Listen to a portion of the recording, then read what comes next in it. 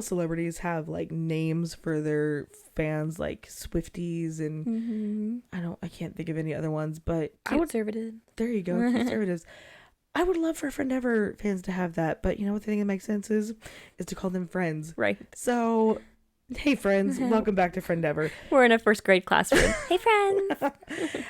As you know, Kayla and I are absolutely professional podcasters, and we make no mistakes whatsoever anytime, especially with our sound quality. It's not like half of our episodes have got something wrong with them, but this one is no difference.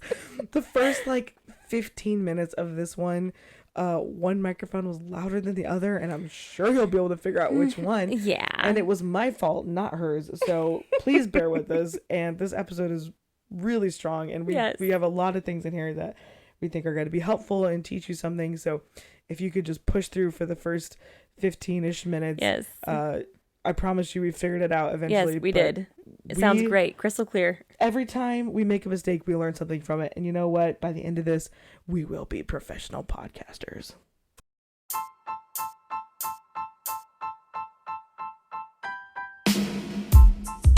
Welcome to Friendeavor the Podcast, the weekly podcast where we explore the highs and lows of friendship with your hosts, Danielle and Kayla. As we journey through life, our friendships often evolve and change, ebb and flow, and sometimes even come to an end.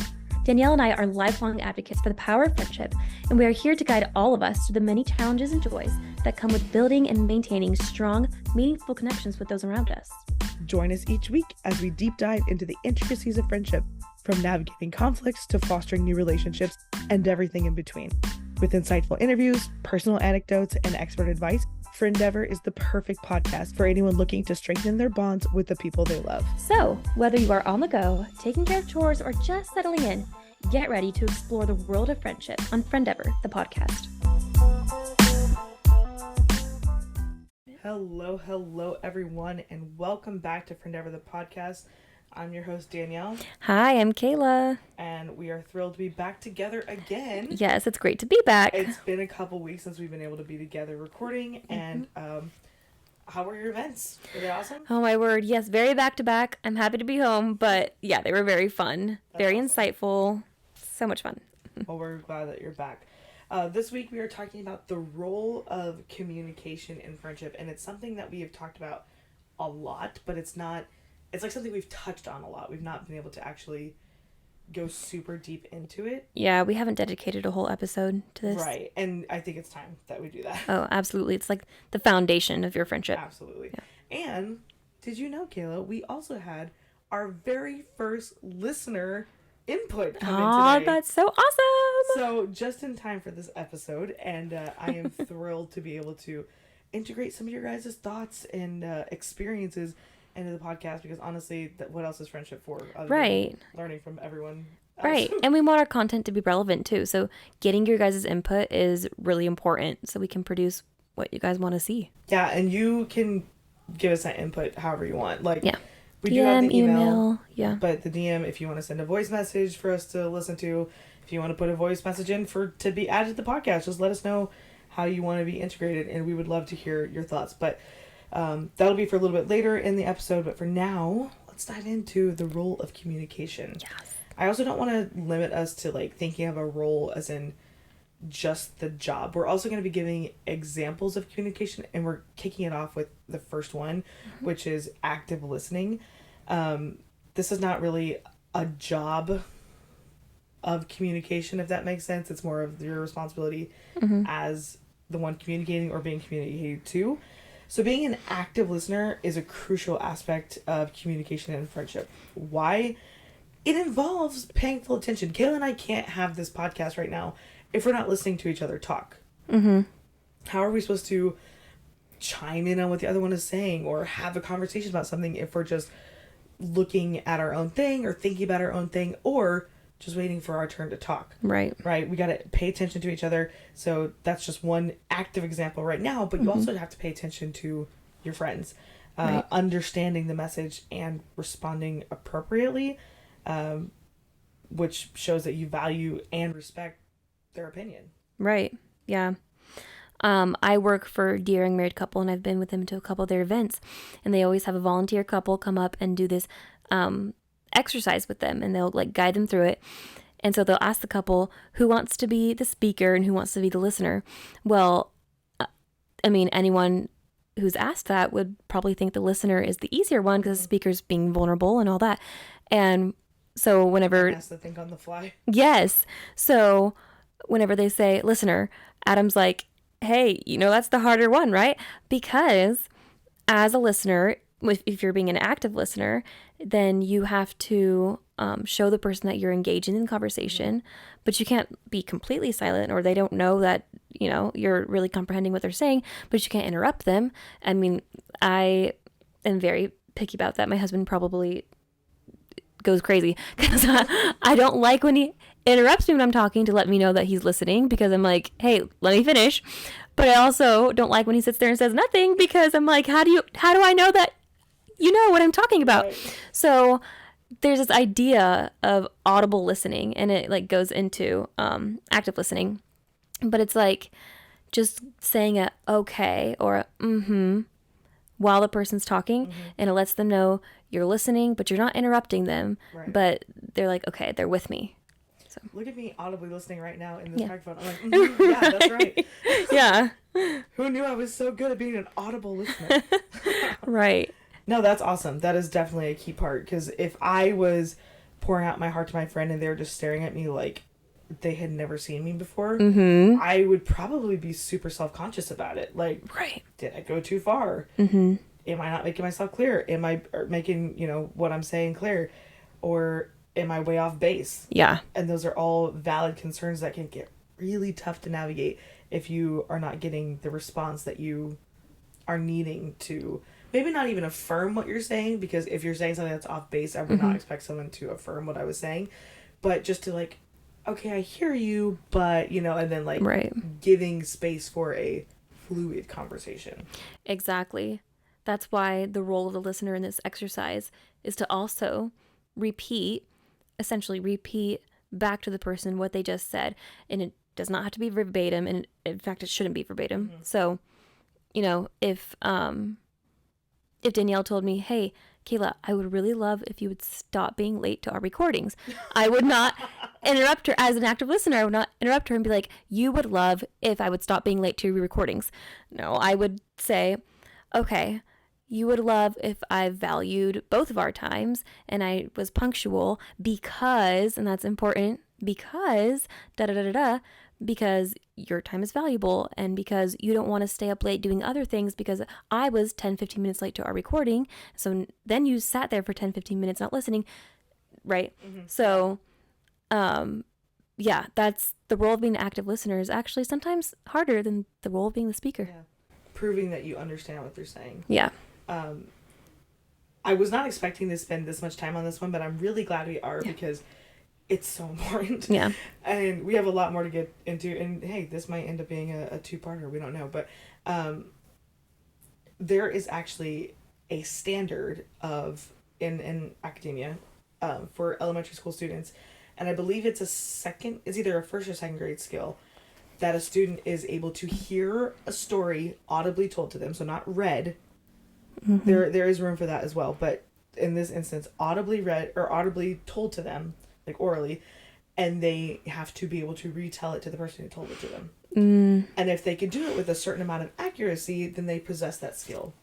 If they can't, in extreme cases, they are literally eligible for special education services. Oh, wow. Because the skill is that important. Can you comprehend what I'm saying and repeat it back to me? Because once you are able to, I mean, that's what the levels of degrees are, right? An associate's is like you have basic knowledge. A bachelor is you have understanding in that field, a specific field.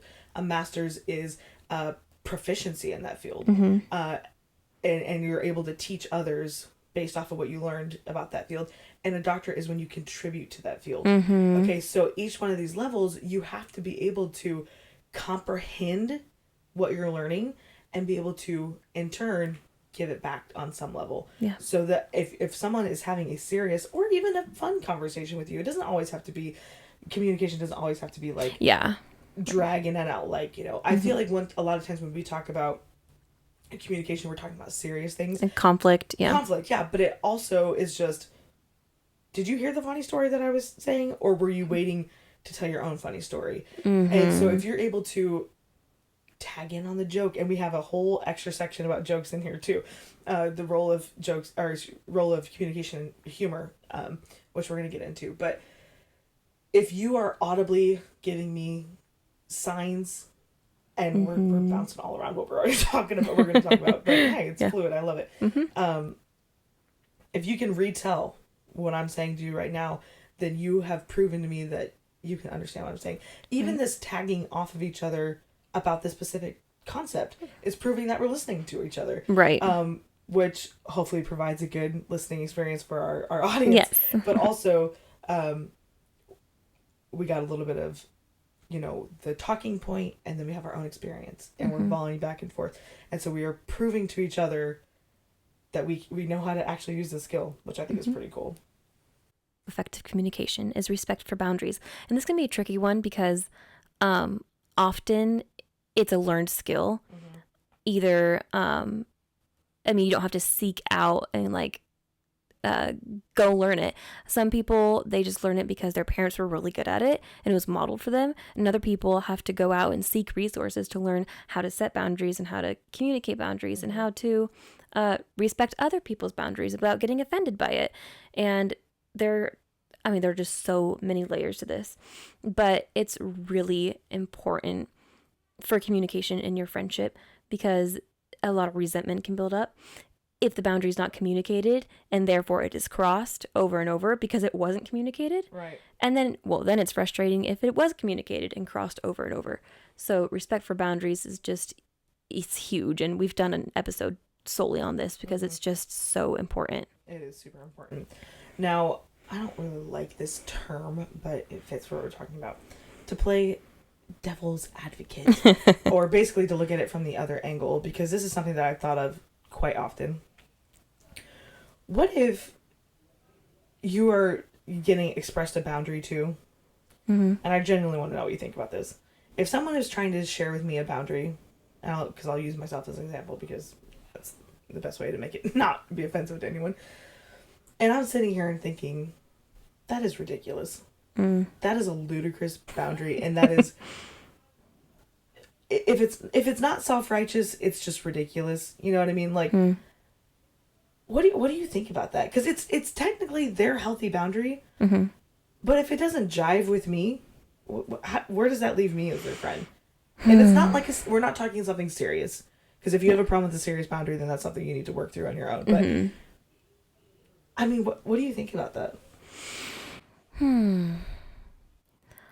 I think everyone has their own personal limits. So even if it's not super serious to someone, it may be serious to the other party. Can you give a specific example of something ridiculous? Like, say that there is a game. Like, say you're at a party. Just a general, fun party. And someone makes a big ol' stink about how they're not going to play that game because I have a boundary. And when people specifically use words like telling you that they have a boundary, instead of just setting it for this, it's the self-righteous aspect for me. Like, if you're in there like, I'm not going to do that. Okay, then just don't do it. Right. You don't have to be, or vice versa. If someone's pushing you to do it, but you have a boundary and you're just like, no, thank you. I don't know. It's just, you understand what I'm saying? Like, there could be ridiculousness on either side. Right. Yeah. I think we've talked about this before, but there are times when a boundary needs to be communicated and times where it doesn't. And I think it depends on the severity of the boundary and the people. If it's your best friend and it's like, hey, every time we have a game night, you always want to bust out this game and I don't feel comfortable playing this game. I don't like the content. I don't like the vulnerability in this game. Then that might be something you need to communicate. But if it's like a random game night like the one we have every fall and it's not your best friend and it's an acquaintance and it's an annual get together, then just don't play the game. And just don't talk about it. Purposefully trying to make other people feel bad or exalt yourself because of it, like, no, there are, and we're using games as an example, but it literally can go with any boundary. There's things that I won't play because I don't like the content, and like, I'm not judging you for playing it, but don't expect me to. So then I just go and play something else. Yeah. Hey, I'm just gonna sit this one out, guys. Yeah, but if you're making a big old thing, drawing attention to yourself, causing conflict in the gathering, then you really need to check where you're coming from on that. Is it really a protection of your boundary, or is it a self-exaltation thing? Yeah. I don't know. That's just something that bothers me. And it doesn't happen a lot. And the game night thing is, like I said, just one teeny tiny example of that. And I can't even think of a real life example. Right. Honestly. But even if you're in a ministry with other people and they want to do something, some activity or something like that. And I've heard of people going off the rails in meetings, telling people that they're so out of line and blah, blah, blah, because that's a boundary they have for themselves. You know, let's use Disneyland, for example, or Disney in general. If you don't do Disney, then don't do Disney. Right.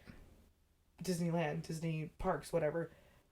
But if other people do, don't tell them that they're going to hell in a handbasket because they do something that you don't. Well, that's like any conviction. That's not preach over the pulpit. Right. You know, it's just, mind your business. Mind your business. I tell my kids all the time, the only person you need to be in charge of is yourself. Yeah. So, like, unless, obviously...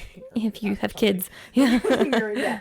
But, you know, from the standpoint of this, what we're talking about is if you can't communicate this boundary respectfully, because this topic on our talk sheet right now says respect for boundaries, respectfully having a boundary for yourself and respecting the fact that other people have one and communicating that in a way that's healthy. Because right. I mean, in all things we talk about the general nature of it, that your friendship pyramid is gonna, you mentioned, you know, if it was a best friend or something, then it would be different. But if it was a group, like, you just gotta be careful what you say. Right. I think kind of tagging back to the idea of respecting boundaries, but, you know, what if they're absolutely ridiculous? Yes, it does depend on the person. So random person communicates a ridiculous boundary, I think that's just kind of something you shake off.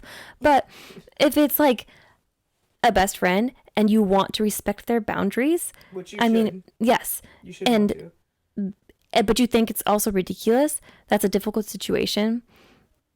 So I think there you might just say, hey, I want to respect what you're saying and I'm not, you know, undermining it at all, but are you open to influence to for your way of thinking? Or can you help me understand where you're coming from? Yeah. Because some people just lay out their thoughts without explaining it. And if you want people to be in your corner about it, you got to help them understand. Right. So in this instance, specifically when it comes to boundaries, if you have one and you're going to advertise that you have one, I think that's the difference too.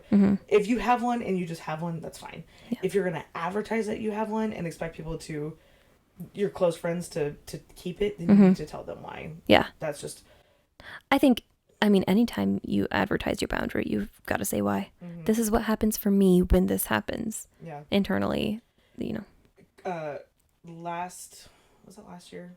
I think it was last year. Maybe the year before. Your sister, Carissa, was here. I don't even know how this happened. She came over. It wasn't a game night or anything. It was like Karina was here, and then Carissa was here, and we were hanging out. Was I here? I think you were here, but then you and Brett left, and then Curtis and Karina left, but Carissa was here by herself. And we ended up staying up until like 5 a.m. Okay, yeah. Okay, so you were here, but then, okay. So we ended up staying up until like 5 or 6 a.m. talking, and she was helping me understand, like, I was telling her about a certain boundary that I had for myself, and, you know, just in being a good friend, we were talking it through, right?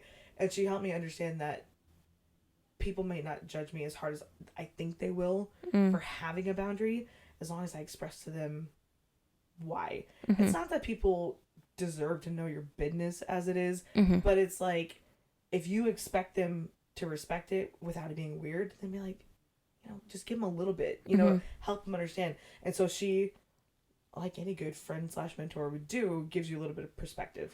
Right. which is what you need. And in doing so, she was teaching me how to be a better communicator. That's great. So I think you also have to consider the setting there too. Like, you guys one-on-one at 5 a.m. in your home, like, is a great time for her to be like, let me offer a different perspective.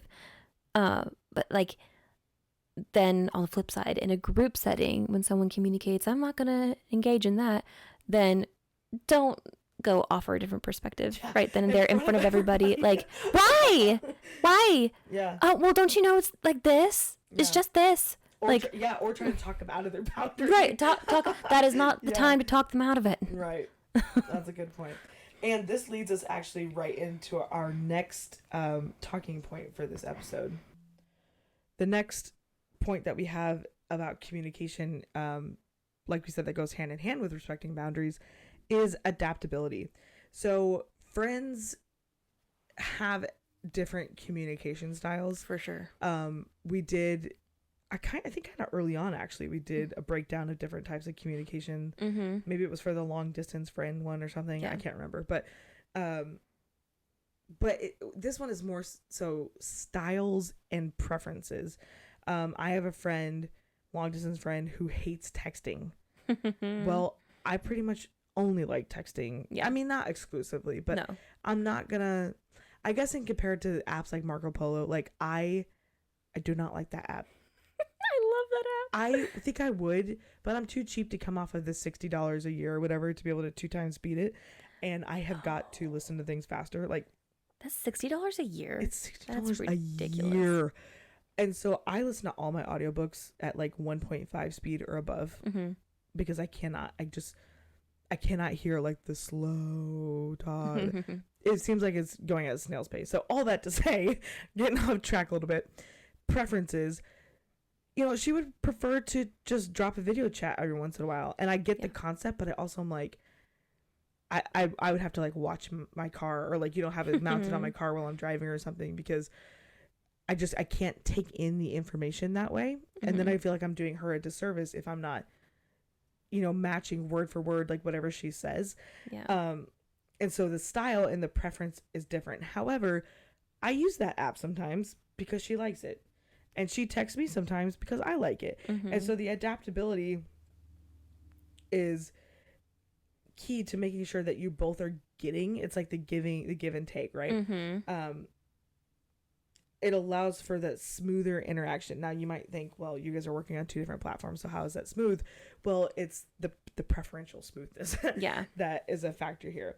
And it's important to be open to different ways of expressing thoughts and emotions to accommodate each other's comfort level. What would solve this problem? Probably like an hour FaceTime once a month, because then it's live and it's interaction, and then I'm actually focused on it, and she's got the video aspect without having to text. And it's like, the limited interaction where it's not like, oh, I forgot, it's been 3 days and I forgot to, do it, send her a message back. And then I feel like you can actually have conversation in that. So have we gotten around to that? No, because she's a married mother of 3 with another one on the way. So it's like, no, we don't. And I've got things that I have to do basically all the time. And then with No Limits coming up, it's even more, it seems like. So adaptability is being okay not talking to each other as often, but utilizing each other's preferences when the situation allows. Exactly. Yeah. I think there needs to be like an underlying, a desire to connect. And if you feel like there is no desire to connect from your friend, first of all, you need to consider, do they just have a different communication style? And then if you assess that and you determine they just have a different communication style, they still desire to connect, then that's great. But if you determine, oh, I'm seeing like no effort and there's no desire to connect, then that merits a conversation. My friends, I like texting too. I mean, if I think of something throughout the week, I'm going to text it on our group chat, because I am going to forget by Sunday when we see each other at church. I'm going to forget. My friends would rather send, a few words in a text rather than a whole paragraph, but then they would rather like stay up until 2 a.m. Sunday night after church, just like talking about their week and going to Dutch Bros, getting energy drinks. And I don't prefer that, but like I do that sometimes, and then sometimes they have long conversations with me over text. So but we both have a desire to connect, and it's not one person putting in more effort than the other. It's just different styles. Yeah. A little side hack for you that you probably have thought of, but I don't know if you have. What we have, as far as like we forget by Sunday, we have a running conversation shared note, and we all add stuff to it throughout the week. Like, so good. we see something going down, and we're like adding it to the list. This last Sunday, we hadn't seen each other in like 2 weeks, like 2.5 weeks. Oh my word! There was like 8 conversation topics, and we went to Texas dinner. Roadhouse. No, we didn't. We went to Chicago Fire that night because we never get to go there after church because they always close. They close at like 9 or something, and we can never get out by that time. But so we went to Chicago Fire on Saturday, went through the entire list, went out again on Sunday, and had even more on there. So that's so like, great. if you, that just is what works for us. So if you get a note, we call it the Sisterhood Convo List. It's bullet points, and then we just check it off as we go through it. Yes. And the only problem is that Abby put something on there on January 9th and then forgot what it was. Oh my word. That's the first time it's happened. So you got to get specific with what it is, but not too specific. Given the situation, that's not terribly surprising, but it was funny because we're like, wait, who put this on there? And they're like, we're all like, no, not me. I was like, no, I didn't. Kara's like, no, I didn't.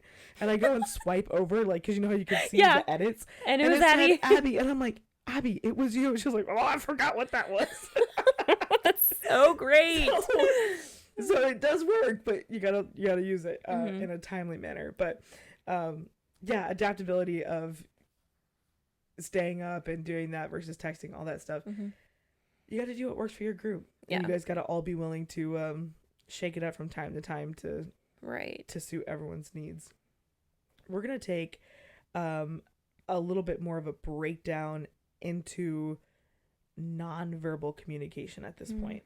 Communication, when you think of it, you think of like talking, and in our context, a lot of times it's talking about our feelings, but there's an element of nonverbal communication, and it kind of has to do with the active listening thing.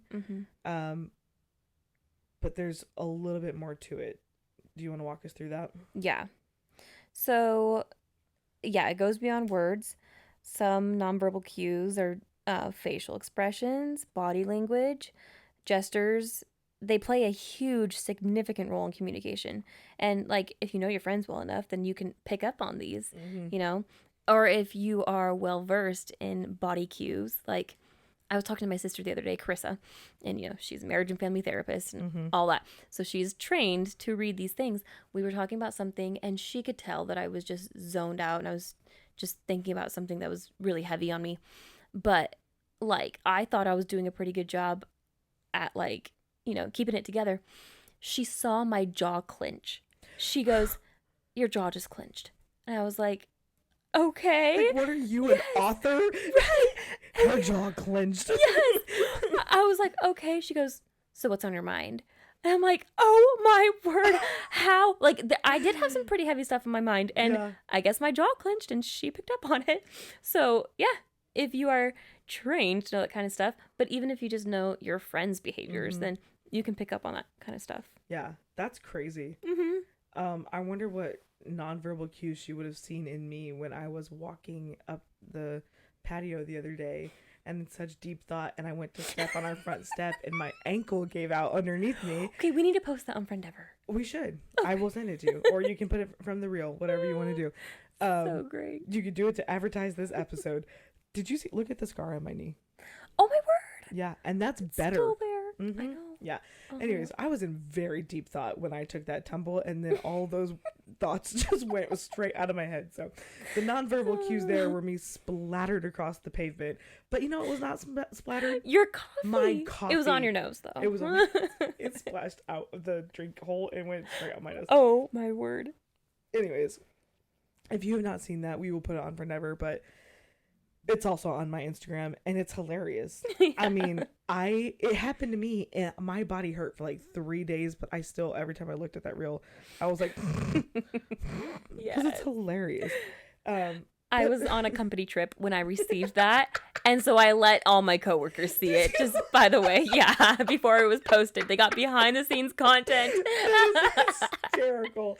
Kristen was probably like, oh. Yeah. And then Adam was like, the fact that she immediately knew to look at the ring and like start talking to it.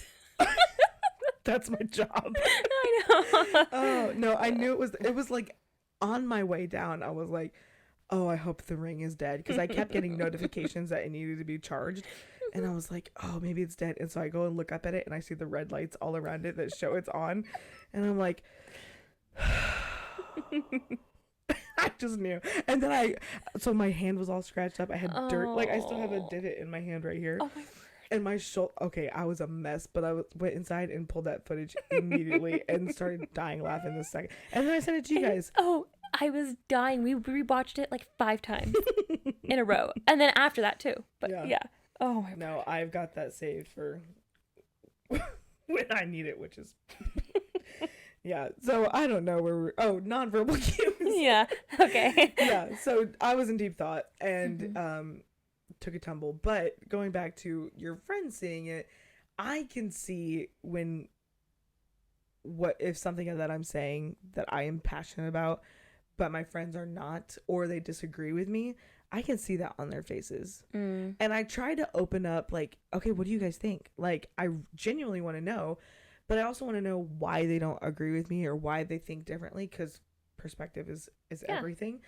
And then I can also see when they're like, you know, I gotta add to this, like I'm gunning for it, to understand either that they're on board or they're not on board, or this is an area that needs more communication right now. So moving into, actually, that was our only nonverbal thing. Now we're gonna move back into verbal things. And this is where we get to go into our listener contribution. Yay! We should put a sting in there for that if we have one. I just dropped my phone down my chair. Oh, there it goes again. Oh, it's still going. It just went deeper. Oh, okay, got it out. Consistent check-ins. All right, this goes for distance friends, local friends, friends that you even live with. If you your sister, you gotta check in with them. Your spouse. Your spouse.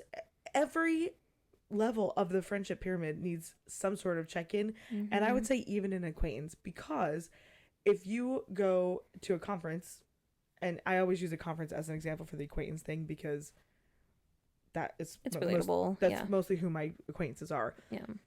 If I see them at conference A that year, say conference A is in March and the next one is in July, but I see them at the second conference in July, but I don't say anything to them, that's a little bit rude. Yeah.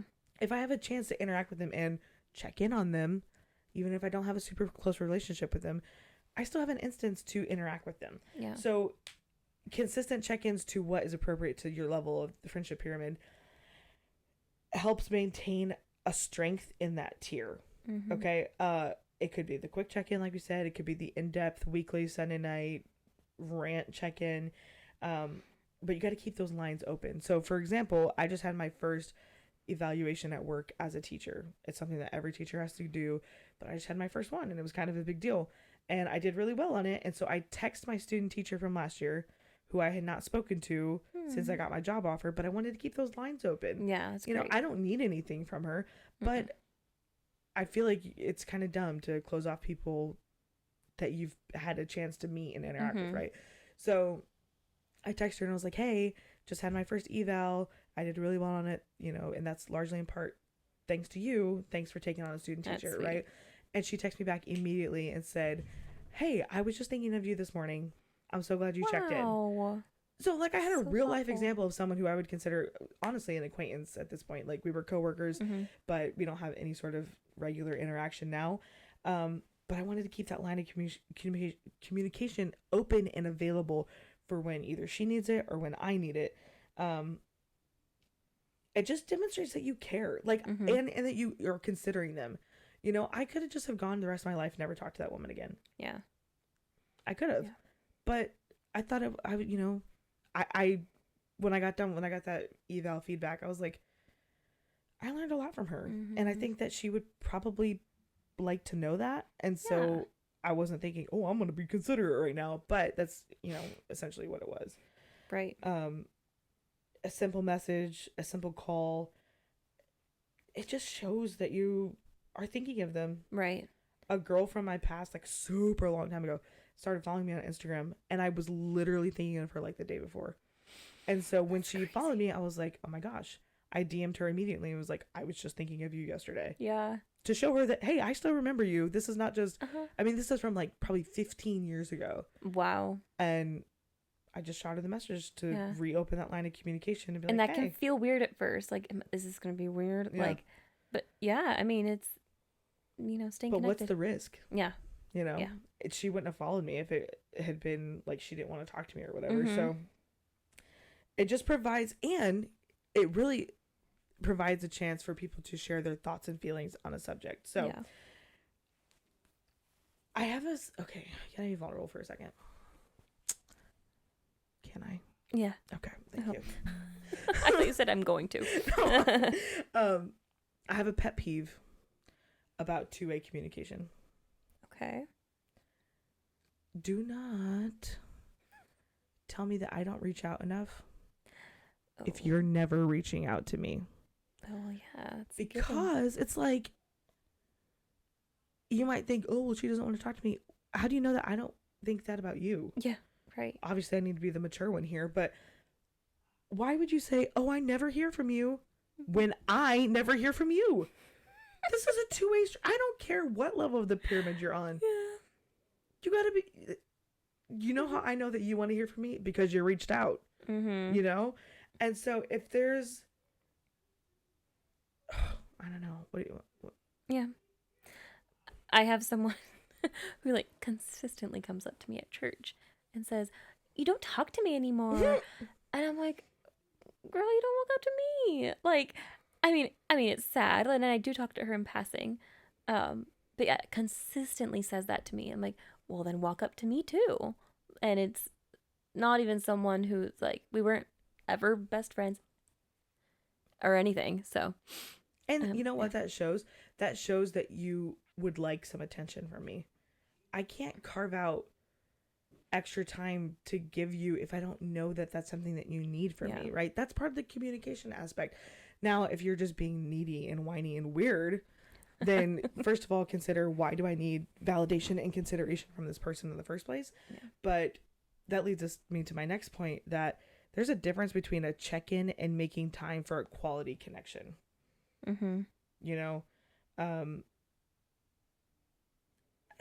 It's just quality communication. It involves spending quality time. Oh, for sure. Yeah. Whether it's in person or if your situation requires virtually or whatever it means, dedicating meaningful time to connect allows friends to create lasting memories and strengthen their bond. Yeah. And both are important. Both the quick check-ins and making time for quality connection. Because how are you going to have that quality connection if you like never checked in about this and now it's been so long and they're like, oh, I need to rewind and update you on that before I can update you on this. Yeah. Which that could have been saved with the check-ins.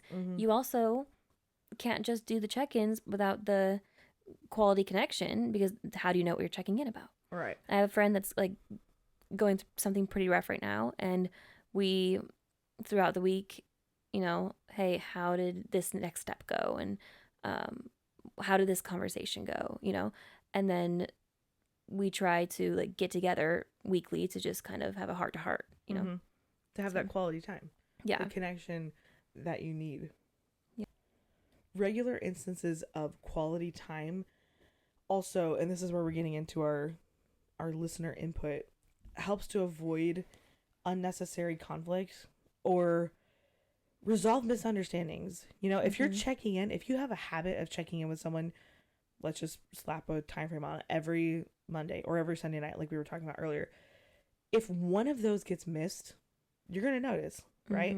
So if you already have a regular routine set up, when misunderstandings or conflicts arise that you didn't really see coming, you will be able to pick up on them easier. So, misunderstandings can occur in any relationship, but communicating them promptly resolves them. So, the listener, who, thank you so much for contributing to the podcast. You're our first listener contribution, and we appreciate it. I'm going to tell you a story that she told me, and I want to hear what you think. Okay. So the listener, who we will call Sally's best friend when they were, it wasn't like when they were kids, but it wasn't when they were adults. It was like teenager-ish kind of time. Sally's best friend has a girl come up to her and tell her something about Sally.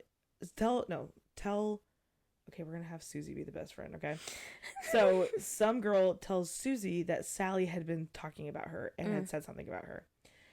And instead of going to Sally, Susie just brews on it. Stops talking to Sally.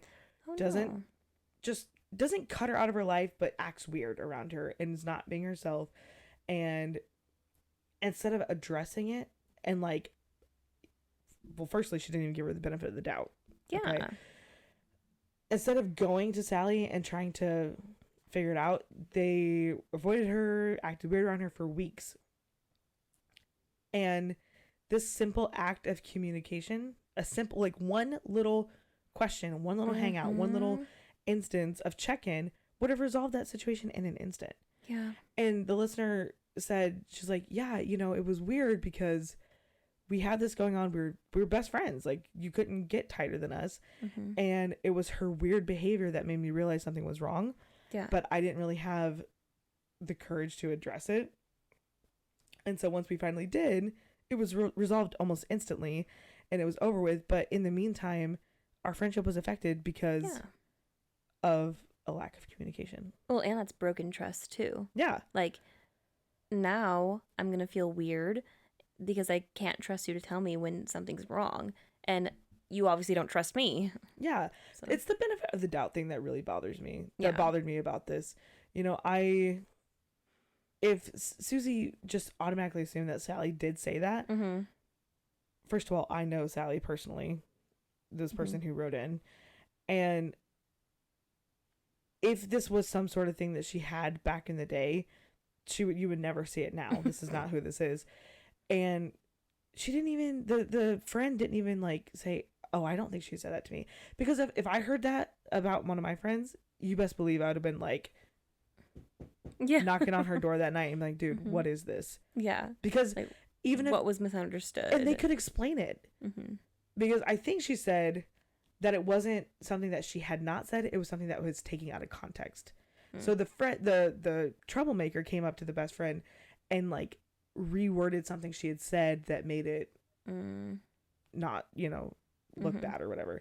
So that also gives you a chance when conflict is resolved through communication. It gives you a chance for apologizing, for forgiveness. No friendship is without its challenges. No relationship is without its challenges. Right. And sometimes mistakes happen. And effective communication allows friends to apologize when necessary and to forgive and to foster a culture of that understanding, the growth that you want to see. You want to see growth in your friendship. If you're just all roses and flowers all the time, you're probably not seeing growth because it's just like happiness all the time. If that is, and you guys are fine with that, that's awesome. But if you have any sort of like depth to it, or just life in general, you're gonna see conflicts happen.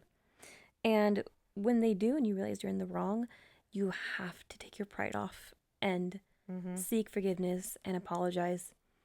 I heard this recently, I think in a podcast, that David, when he had all these transgressions, Bathsheba and Uriah, and then Nathan comes and tells him this parable with the sheep, and David says, oh, that man's gotta die.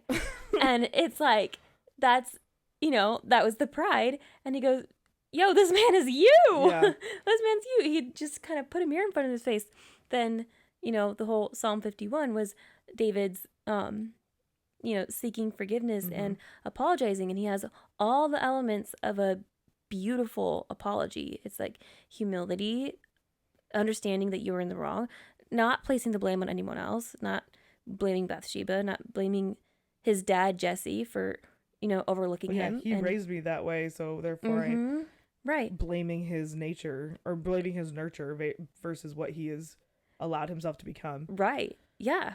And there probably was an element of that, but he didn't blame. He was humble and he, sought forgiveness. Yeah. So you got to take your pride off. It's so good. There's so many amazing elements to communication that we could go on. We could spend hours talking about this, and you and I could just spend hours talking together in general. But specifically for communication, and specifically so we don't bore our audience, there's two more that we want to address. And the first one being humor. And if you recall back to the survey episode, humor was one of the traits that was like in the top 10, I believe, of what people look for in a friend. So the role of humor in a communication, you do not need to be a stand-up comedian. In fact, you might not be taken as seriously if you're 100% cracking jokes all the time.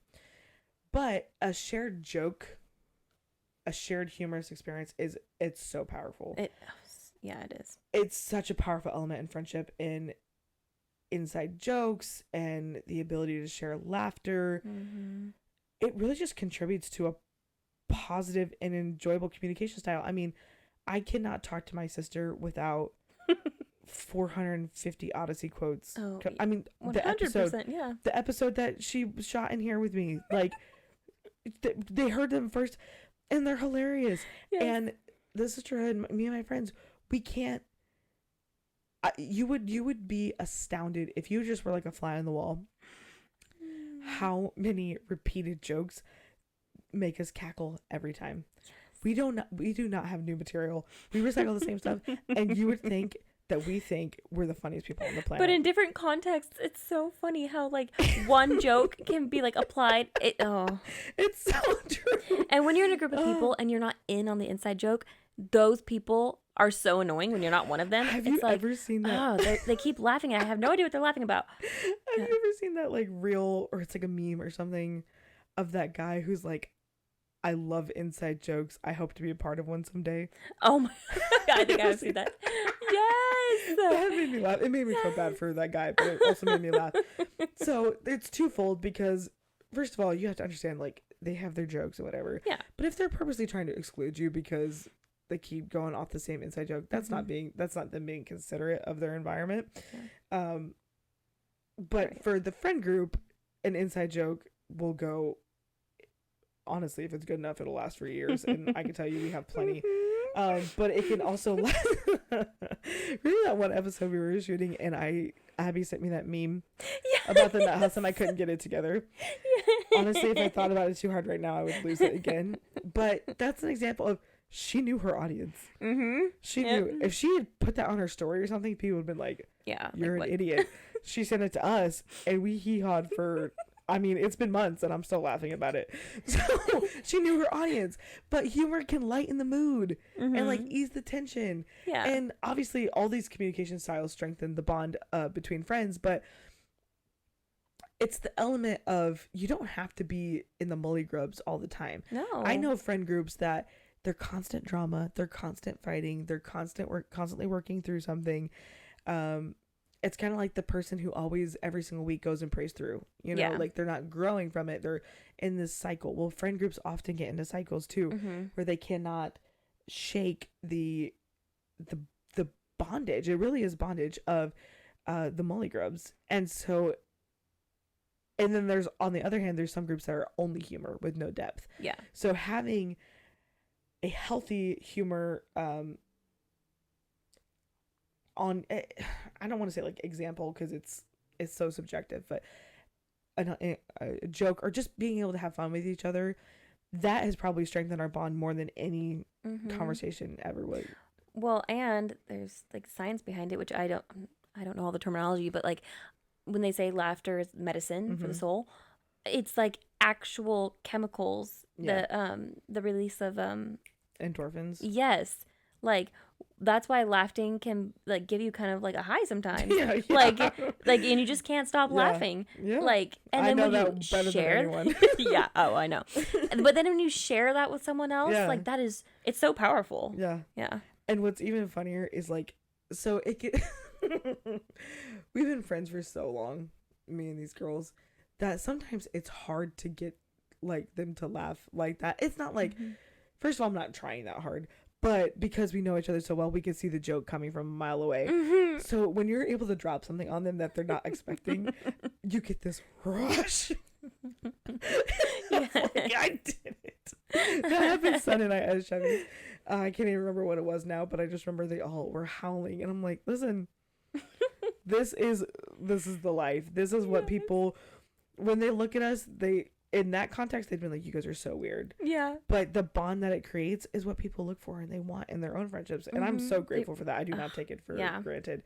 But humor, jokes, ongoing running jokes and joint references and stuff like that.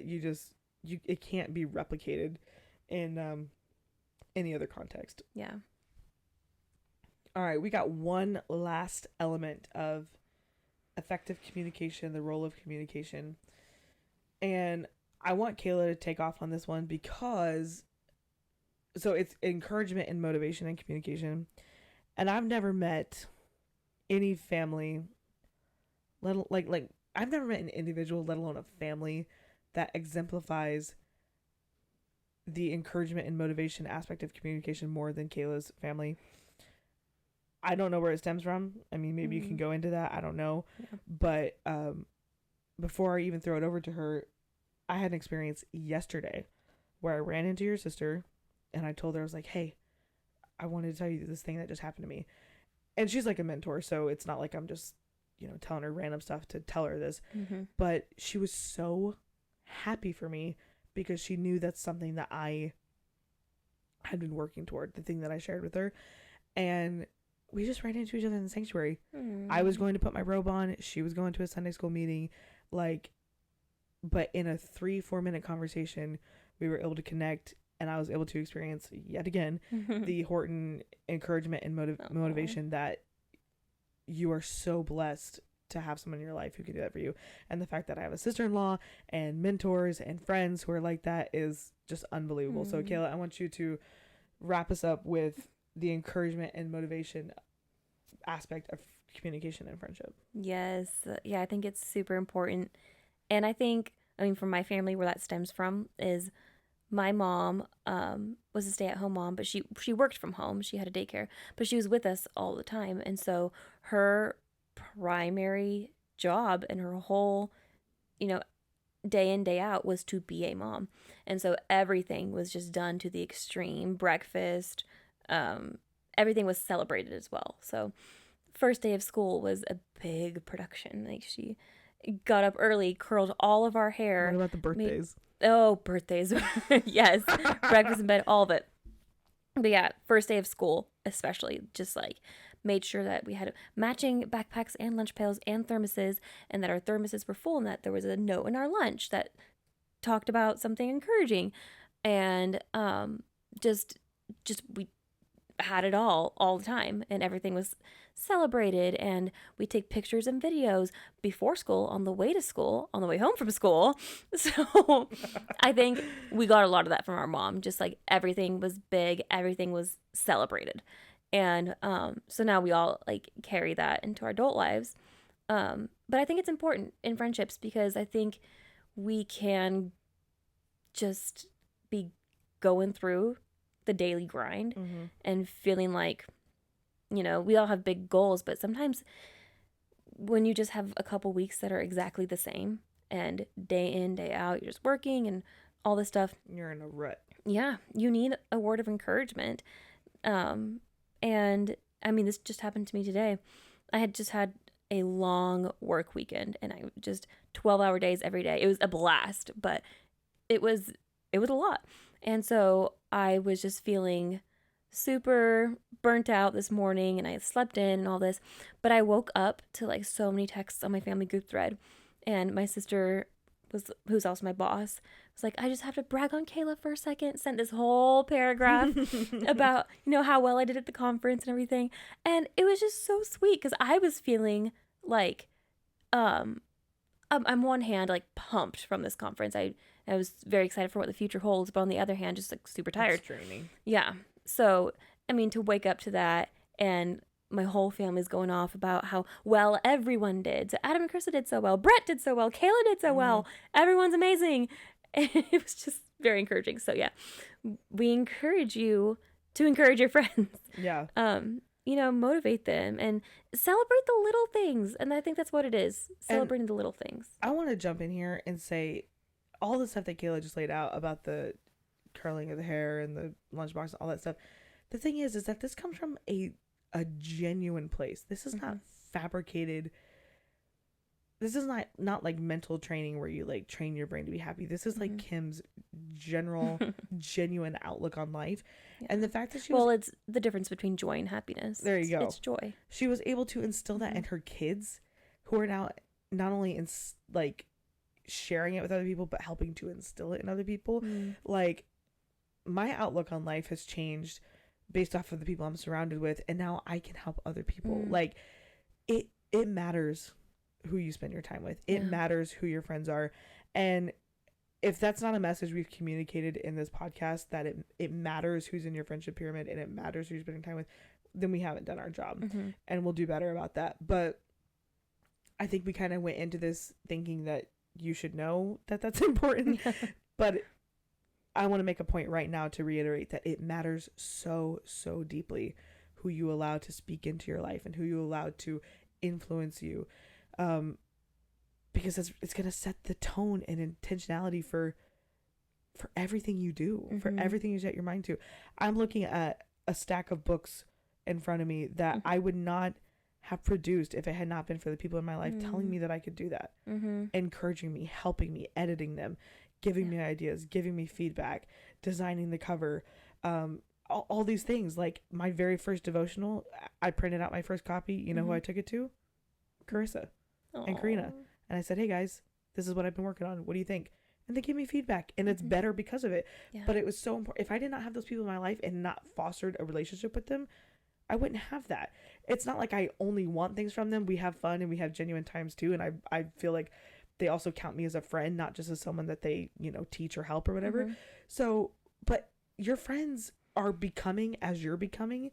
And if you're not growing together, then it's just going to be so much more difficult.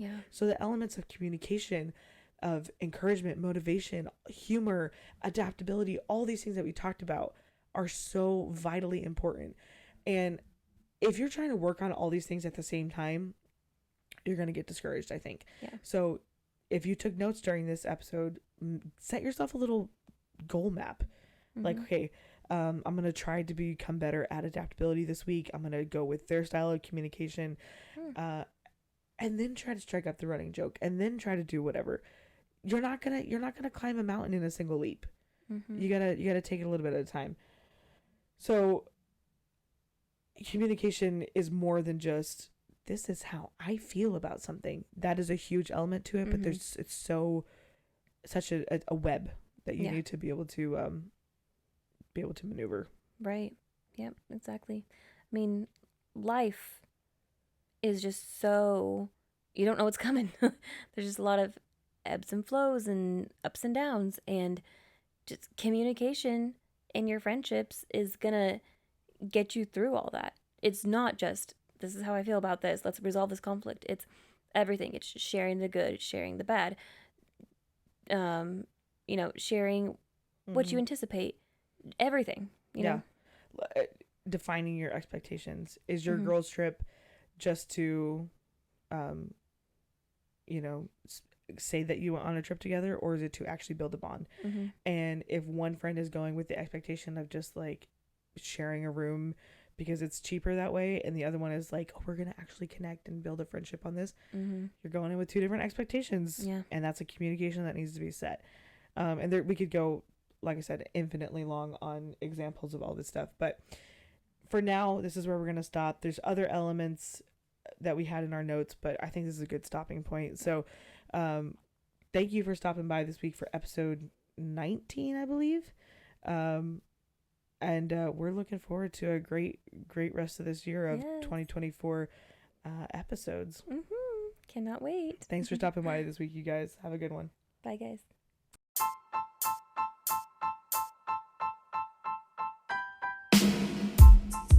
Thank you so much for listening to this week's episode of Friendeavor the podcast. Don't forget to subscribe wherever you get your podcasts. And if you enjoyed today's content, leave a review and share with a friend. You can find the show notes on our website, www.friendeavor.net, and in the description of this episode. Friendship is a journey. It's an endeavor. We'll see you next time on Friendeavor.